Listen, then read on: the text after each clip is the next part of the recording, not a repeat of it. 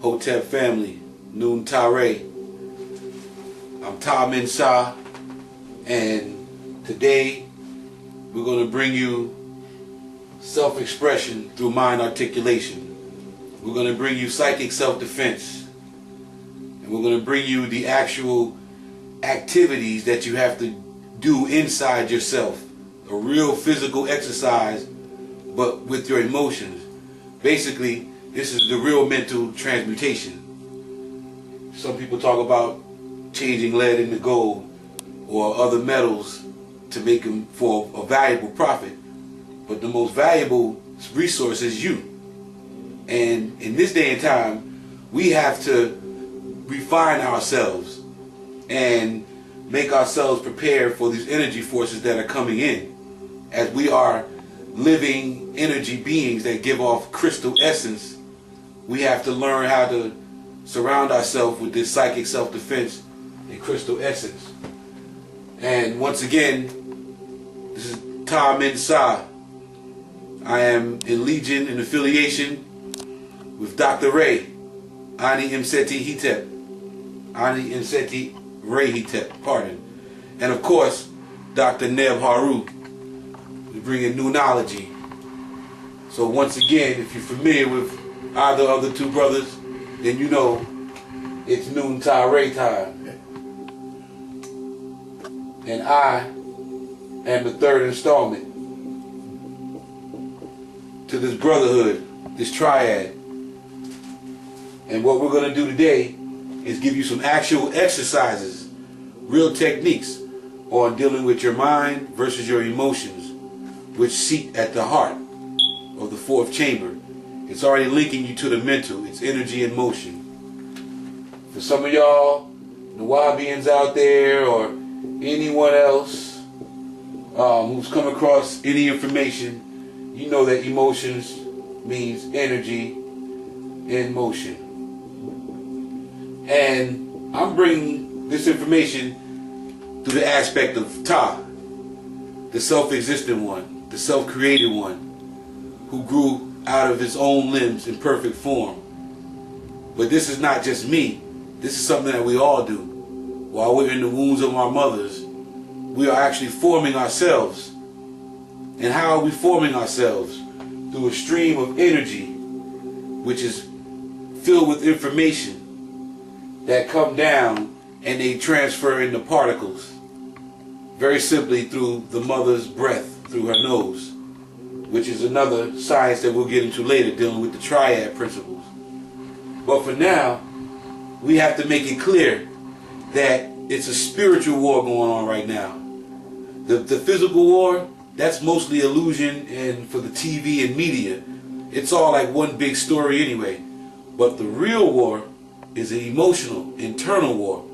And as I walk around these days and I see people's actions and reactions and how they carry and conduct themselves, the type of thoughts they constantly transmit, it becomes evident looking at power lines and power stations for your cell phones and all of the energies just buzzing around us. But if you notice here, if you listen, you hear the Om.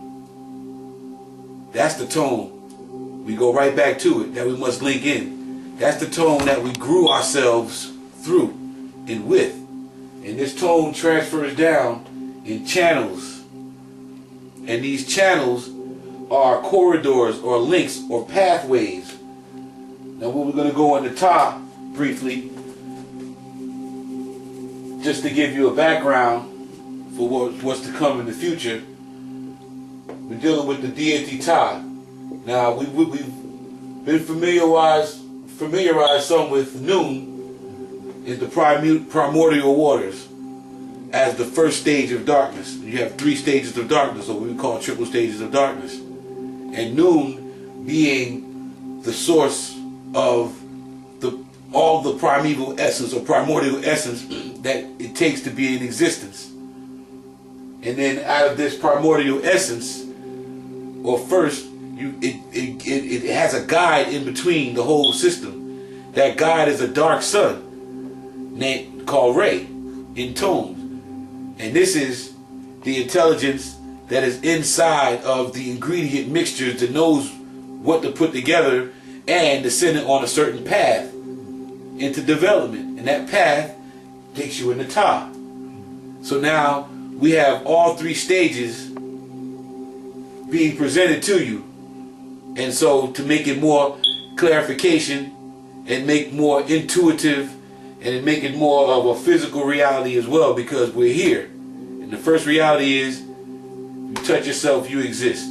This is something that few brothers have been taught, but now it's something that we all must begin to do.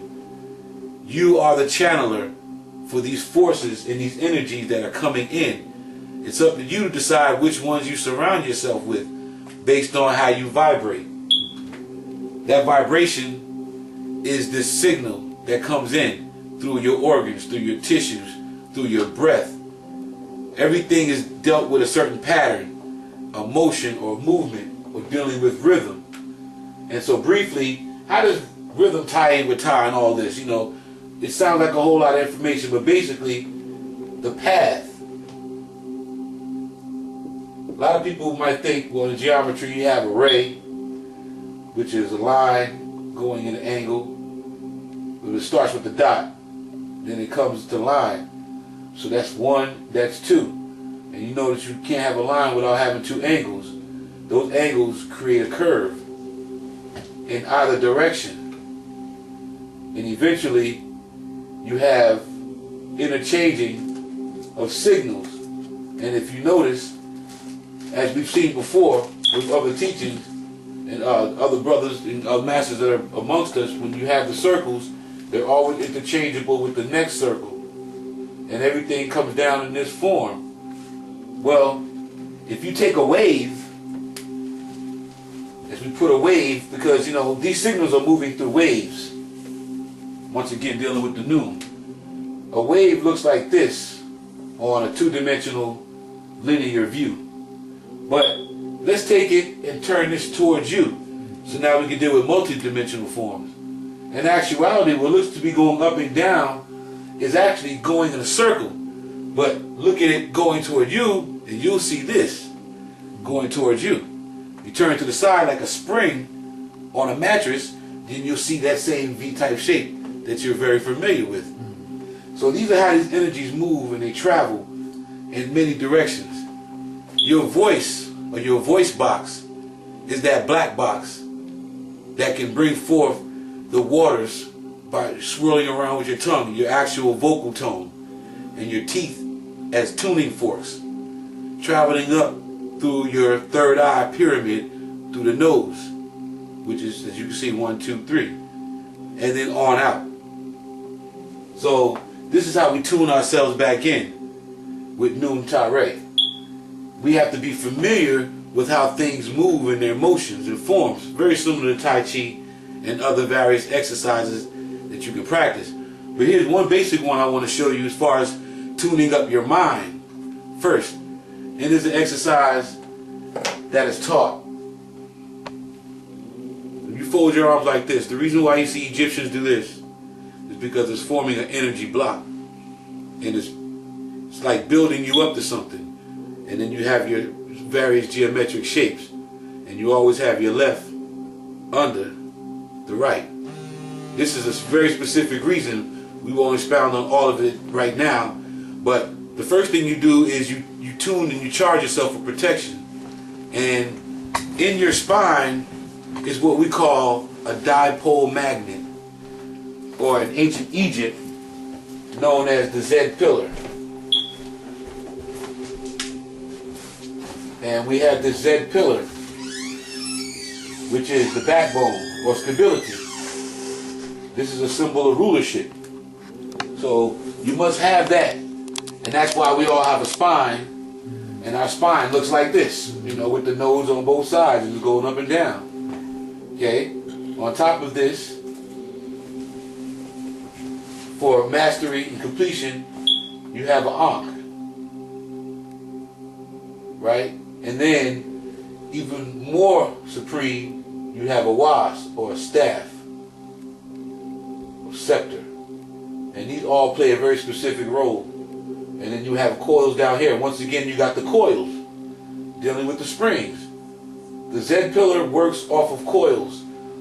The wings on the Ankh is a coil. When you see an amplified Ankh, and then you have coils at the bottom, and then this in itself is a coil or a loop or a warp. And the actual word for mitochondria is a warp thread, meaning it's the actual path of information digits that's being passed around to get certain information from one level to the next.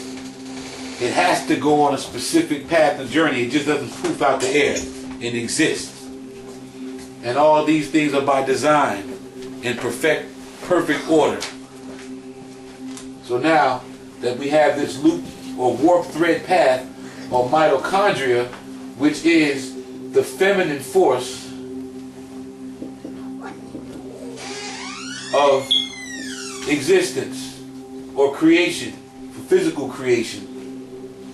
So this is where you know that the feminine forces are the nurturing forces that are allowing us to exist here by allowing this higher information or other dimensional force to be channeled down into where we call Earth. So this really takes you into the reality of how can man be God? Some people feel guilty about feeling that they are a God in the flesh on Earth. This is how. Because it's already been given to you to express and experience it with a physical body. And we know the body's going to go right back to its source, but what animates the body is going back to its source. So on Earth, the perfect form of perfect union, which is who we are. A perfect union in perfect divinity. So back on the Z, as we stand, and we make this formation of the Ankh, you're channeling your energy through your right hand as you make the loop around your head. It's point 1. Atun. You come down to around the navel seat.